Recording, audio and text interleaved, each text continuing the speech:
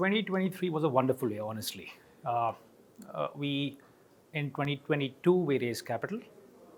We put it to good use. 2023 was fructification of whatever we had put in place. Our numbers from our own expectation have gone up by approximately 30% what we did in 2022. The market has been slightly more stagnant.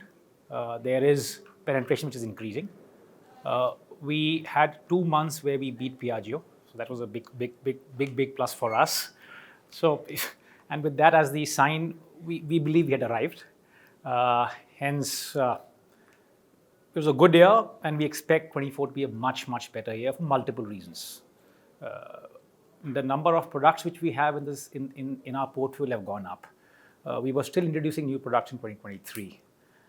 By the end of this financial year, we'll have all our products in space.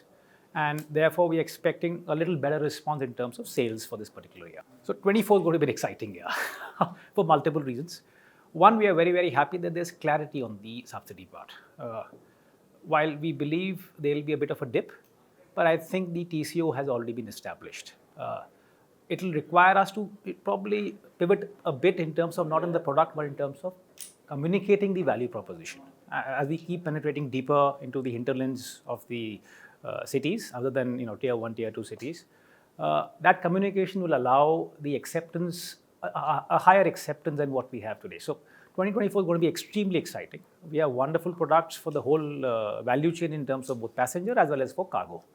And we don't see, maybe there may be a dip April, but I think that will all pan out well in terms of the way it's going to, in terms of numbers.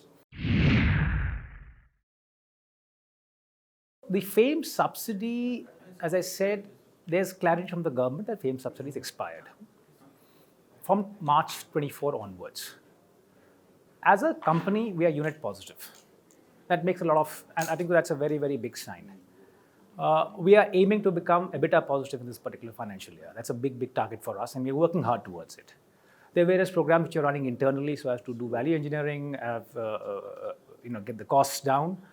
We don't see that as much of a concern, honestly. Naturally, the dip would be there, but that will be a transient, and it will probably cross over because the value proposition what the product offers, overweighs the benefits of what the customer would not really want. Our volumes are open to see, so I really don't want to communicate on the numbers, but the idea is to hit into the passenger segment as fast as we can. We are primarily a cargo player. We have a product which is recently launched about a month back, which hits into the passenger segment, and that's for the semi-urban segment, semi-urban rural segment. Our idea is to bring in a D+3 because that's a segment which really is going to play by the end of this particular year. And therefore, then we have the whole value proposition from the whole three-wheeler segment is there in our kitty, from the cargo as well as to D+3. No, we would like to be hitting about 25% of cargo, honestly, if we can. It's a very aspirational target and a very difficult target to meet, but that's our aspiration.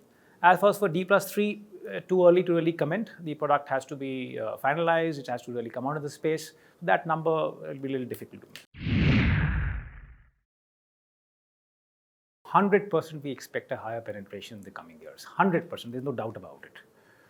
What we hear is that the policy may be more driven with in terms of infrastructure for charging, which I believe is a big deterrent. Once that gets solved, the acceptance puzzle, one part of the range anxiety and the charging anxiety automatically gets resolved. While that being where it is, we have multiple internal collaborative companies whom we are working for to give a holistic solution to the end customer, wherein he doesn't really have to worry purely for the charging perspective. He is only making efforts in terms of making his own income, because the kind of customer we serve, he has to take some money at the end of the day. That's all what we are aiming for, and there is plenty in the back end so as to ensure that the customer gets his benefit.